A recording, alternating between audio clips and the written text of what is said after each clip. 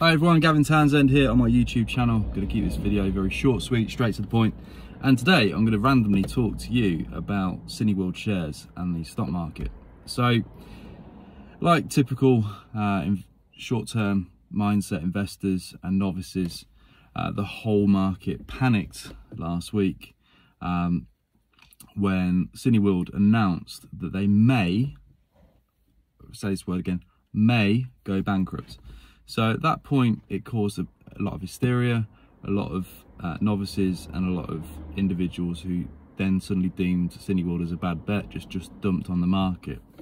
The market tanked quite aggressively, and Cineworld is on the UK FTSE, and it's also on the UK Stock Exchange.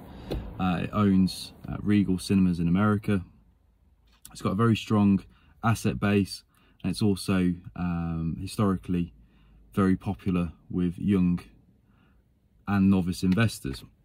So why have they tanked? Well, obviously they announced that they could go bankrupt, so it tanked aggressively.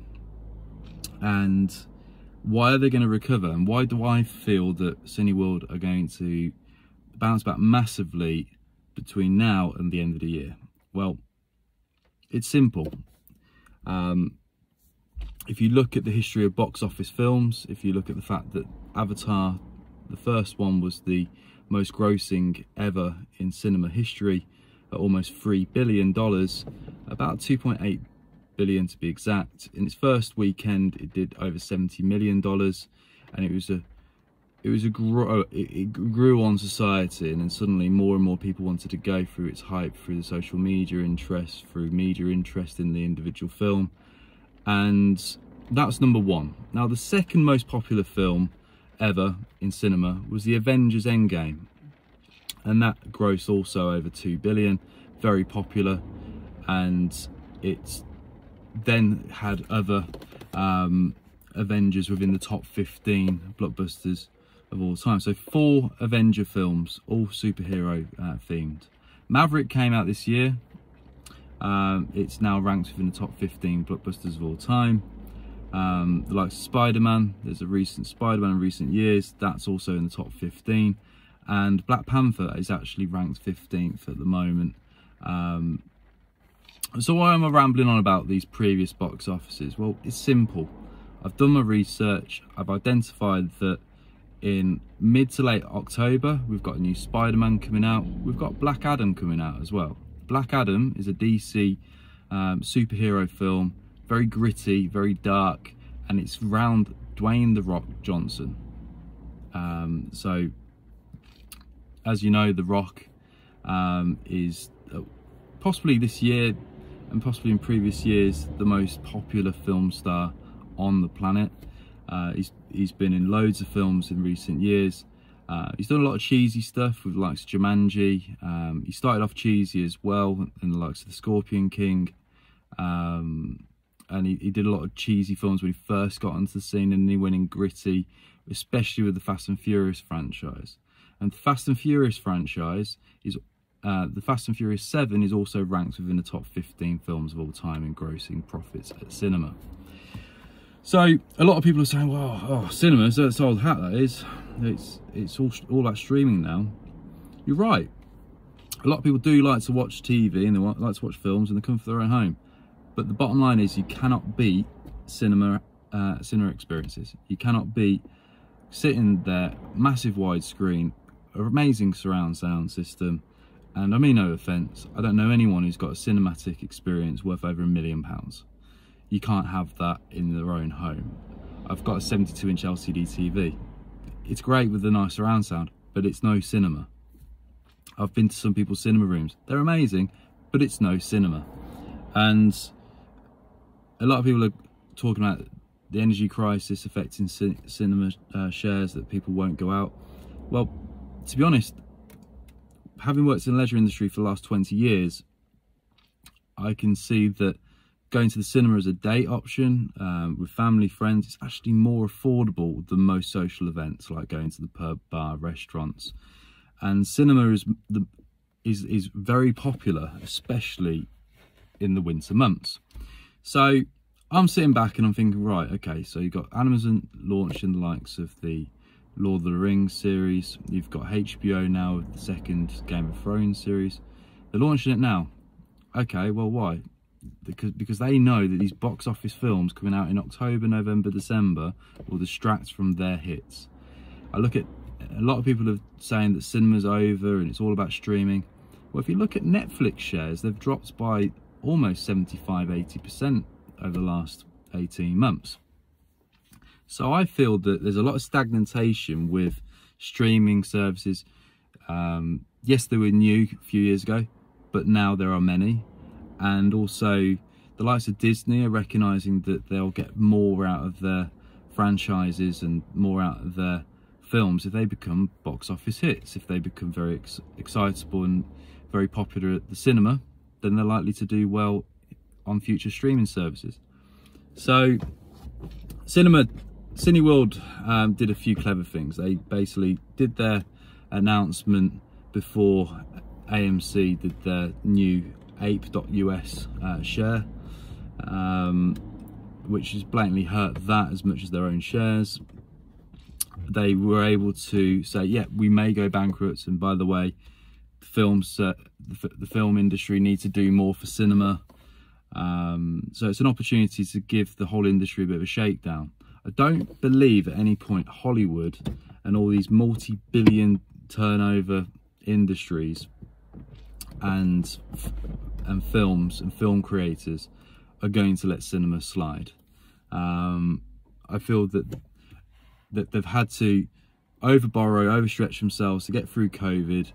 They've done okay this year. Yes, they've had to borrow excessive amounts, but I firmly believe if Cineworld have the likes of Spider-Man, the likes of Black Adam, then Black Panther 2, then the likes of Avatar 2 as well.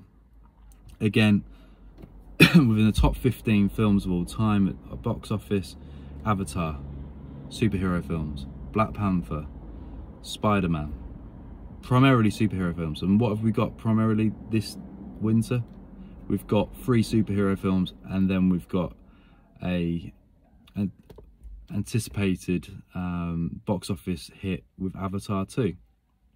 Surprisingly, Frozen 2 was more popular than the original. And I put that down to the fact that it created an initial fan base. And that was the same with Avatar. There's a lot of people speculating and saying, well, there's not much hype around these certain films. And I'd put that down to the fact that human psychology has changed in recent years, and that a lot of people are quite goldfish-like, or a magpie-like. So their attention suddenly goes over to here. In recent years, it's been COVID, then it's Ukraine, war with Russia. Now it's about cost of energy crisis, and people are darting all over the place.